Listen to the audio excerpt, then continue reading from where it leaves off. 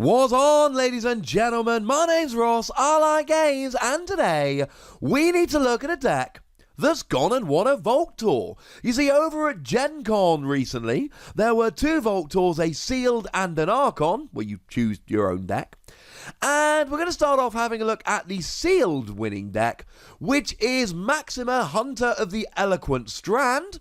A very nicely named deck, and a rather interesting deck because it was played to success by the lovely Devin Chiraboga, sorry about the pronunciation, and I know he's lovely because messaged me out of the blue yesterday going, "Hey Wossy, are you planning on doing an analysis of the Vault Tour winning decks from Gen Con?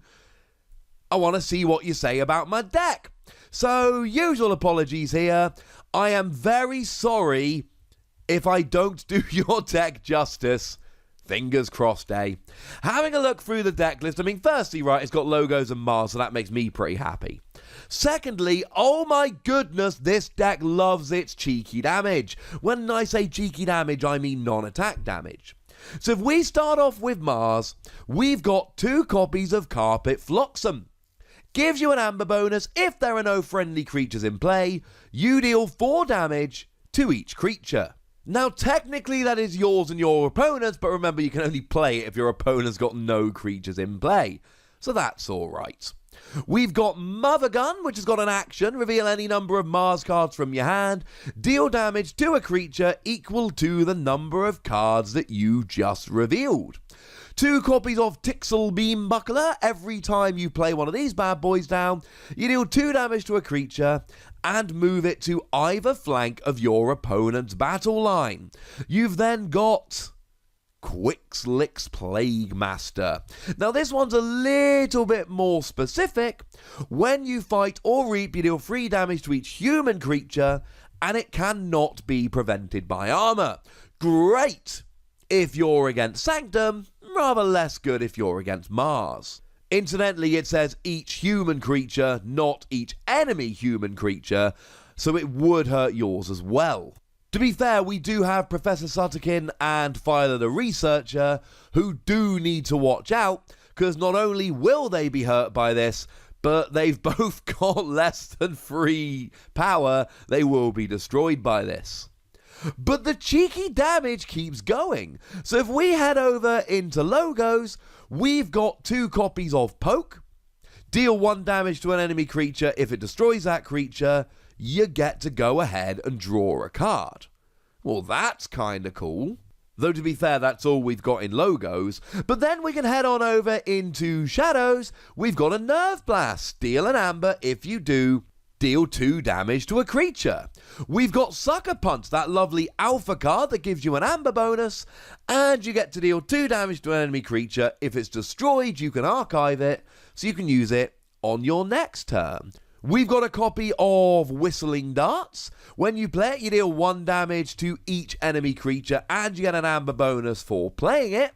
Well, that's kind of cool. And then we've got Special Delivery, an artifact with an amber bonus and an Omni ability, whereby you can sacrifice it, deal 3 damage to a flank creature, and if it destroys a creature, you actually purge that creature. By my count, that makes 9 different cards that deal cheeky damage, bearing in mind there's a couple copies of Carpet Flotsam and a couple copies of Poke. So more than 9 cards in total.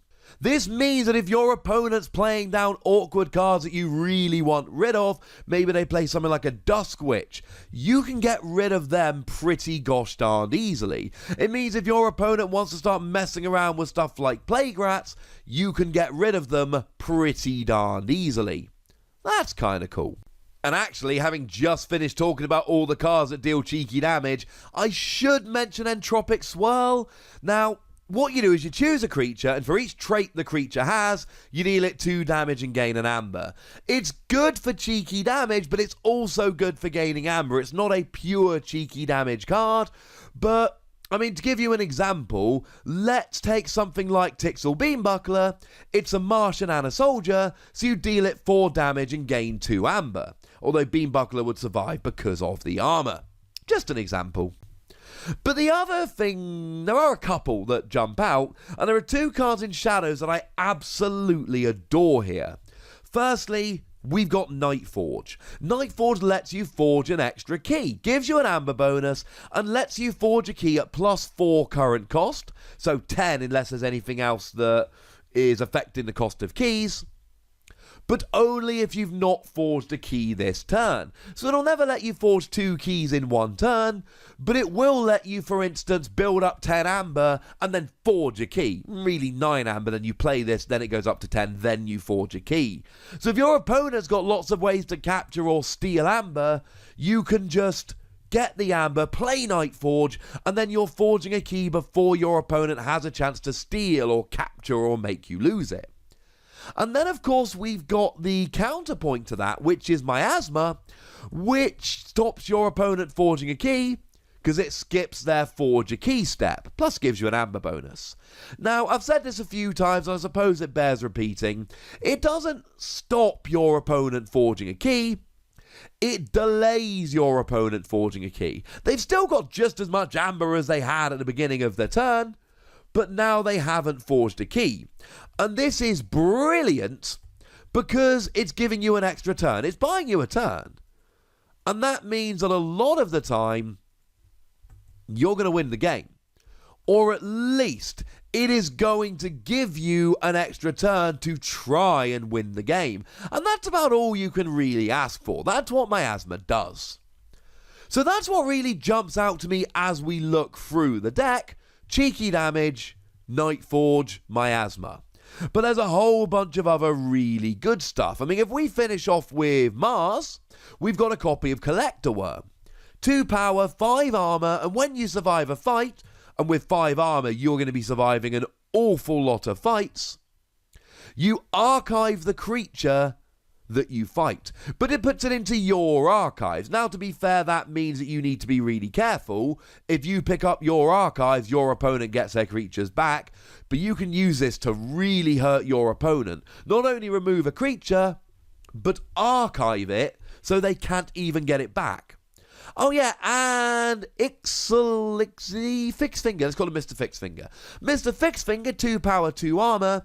Each other Martian creature gains 1 armor. Remember, it is Martian creature, not Mars creature, so Collector Worm is a beast and wouldn't count. But Tixelbeam Buckler would.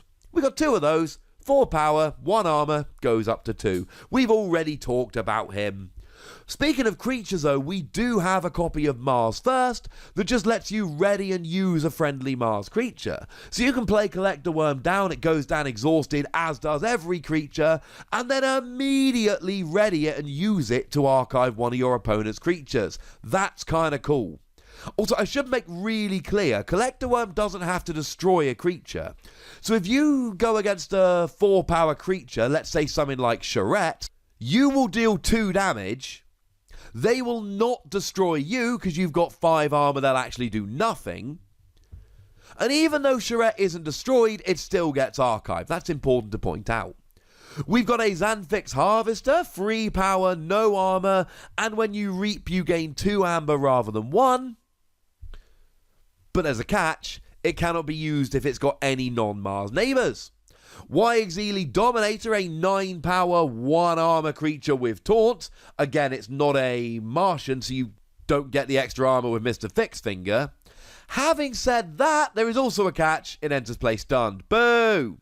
And then Nizic Resonator, 2 power, 1 armor. And for each neighbour it has, your opponent's keys cost +2 amber. And that is neighbour of any description. So here you're increasing the cost of your opponent forging a key, and you've got Miasma. Now, the downside of this, it's not that hard to take out. Although 2 power, 2 armor with Fixfinger down is quite nice. But remember, when you play it down, your opponent's keys hopefully will cost +4 now, and they can take it out on their next turn. But if nothing else, if played correctly, this will stop your opponent forging for a turn, as well as Miasma stopping them forging for a turn. You got 2 cards here that should slow your opponent down by a turn. They are going to make a difference. Having a look at the rest of the Shadows cards, we've got a bunch of stealing, as you might expect. So I've already mentioned Nerve Blaster steals an amber, but we've got Ronnie Wristlocks. You steal an amber, and if your opponent's got 7 or more amber, you steal 2. Hopefully you can combine these cards so that you get your opponent down to 7 amber, then play Ronnie, put them down to 5, they don't get to forge. We've got Umbra. When you fight, you steal an amber, but it's also got Skirmish, so if you start the fight, you are going to survive the fight. That's kind of nice. And you've got Yancey Gang, whereby you can steal an amber as an action. No fighting, no reaping, it's an action. So we've got a few different options for stealing here. We've also got Knuckles Bolton, who has both Elusive and Skirmish. If you start a fight, you take no damage back. If your opponent starts a fight, they've got to do it twice. The first one will do nothing. We've then got one Lemindra. Lemindra's got Deploy, so you can put it down wherever you like in your battle line. And it's got Elusive. And its neighbours have Elusive. This is going to be really nice, especially if you can set this up next to your Nizic Resonator, because now you've got a 2-power, 1-armor creature, maybe more, and you're giving it Elusive, and it's making your opponent's keys cost +4. That's a combo I would definitely want to be playing around with in this particular deck. And then the only card we've not mentioned is Snecklifter. 2 power, 0 armor, and when you play it, you get to take control of an enemy artifact, and it's a Shadows artifact. That is really nice if there is an artifact you're worried about. Your opponent has a Proclamation 3/4/6/E, increasing the cost of you forging keys. Yeah, now you take it from them. I love this because it is a silver bullet answer to any artifact your opponent might have. And because it's a play skill, you play it, you take the artifact. There's none of this, oh, well, what if your opponent takes out Snecklifter? Nobody cares. The second you play it down, you've got that artifact. And then finishing off with the other logos cards, we see that we've got Archimedes. A not uncontroversial character. Archimedes, 2 power, no armor, and each of its neighbours gets to be archived when they're destroyed. Yeah, so if you can set this up really nicely, then you get to put it next to, I don't know, Nizic Resonator maybe? And then get it right back. This is a character you are going to want on the field with 2 neighbours as often as you can. It's one of the best cards in the deck. Probably should have featured it at the beginning, but I didn't, and I'm alright with that. Remember the board wiping rule. If a board wipe like Unlocked Gateway gets played, all of your characters other than Archimedes gets archived. We've got Hex Beyond, 2 power, no armor, and when it's destroyed, you archive it and the top card of your deck. So we are building up a little bit of archiving here. And we can have a little bit more with Titan Librarian. At the end of your turn, if Titan Librarian is not on a flank, archive a card. So just don't let it be on a flank. 4 power, so it's alright. Oh yeah, and we got a copy of Lab Work, which gives you an amber bonus and literally reads, archive a card. We've got nice archiving here. Maybe you archive Lemindra. Wait until you've got Nizic Resonator down and then grab it out so that you can play it straight away. Maybe you archive Miasma so that when you know your opponent's about to forge a key, off you go. Or maybe you archive Interdimensional Graft. If an opponent forges a key on their next turn, they must give you their remaining amber. And you get an amber bonus when you play it. Great card if played at the right time. Archiving means you get to play them at the right time. Now, we do also have a little bit of draw power in the deck from those weak humans that we talked about earlier. Professor Sutterkin, a 2-power creature. When you reap, you get to draw a card for each friendly logos creature. And that is friendly creature, not friendly ready creature. So you can play down a couple of creatures and then immediately reap and gain an extra card for the ones you've put down, even though the ones you put down are exhausted and you can't use them. It's kind of fun. It doesn't work all that much because your opponent often just gets rid of it before you ever get to reap, but when it works, oh, it gives you a card advantage. And there is actually one copy of Phyla the Researcher here as well. When you put a creature down next to her, you draw a card. I mean, the draw's nowhere near as good, though there is a nice little combo here with Lamindra, in that you can put a creature down either side, drawing a card for each, then pop a Lamindra down using Deploy next to her, even though she's already got neighbours, and draw another card. And then there's a couple of rares to finish off. There's a Chaos Portal. It's got an action, it's an artifact. Choose a house, reveal the top card of your deck. If it is of that house, play it. It's house cheating. It's pretty good. And it doesn't just give you a 1/3 chance, because if you know what's in your deck still, looking at what's on your field, what's in your hand, what's in your discard pile, you can give yourself a significantly bigger chance to actually go and hit it. Cool. And then finally, Neutron Shark, do-do-do-do-do-do. 1 power creature when you play, and when you fight, and when you reap. You destroy an enemy creature or artifact, and a friendly creature or artifact. Then you discard the top card of your deck, and if it's not a Logos card, you do it again. This is, it's one of the more disruptive, one of the wreckier cards in the game. It can go very right or it can go very wrong. So there we go, ladies and gentlemen. I like this deck. You can see why this deck did well. Lots of cheeky damage, couple good cards for stopping your opponent forging, and there's even a bit of key cheating chucked in there as well. Bit of archiving, bit of draw, bit of stealing. Does a lot of things pretty well. But I'd like to know what you think about it, so please do let me know in the comment section. Go nuts! Be nice. And then make sure you like this video, subscribe to this channel, and follow me on Twitter at the Wossy, where we talk about games like Keyforge and a whole bunch of others. But by far the most important thing, as always, look after yourselves till next time. Thank you very much for watching. My name is Ross, and you've been watching Wossy Plays.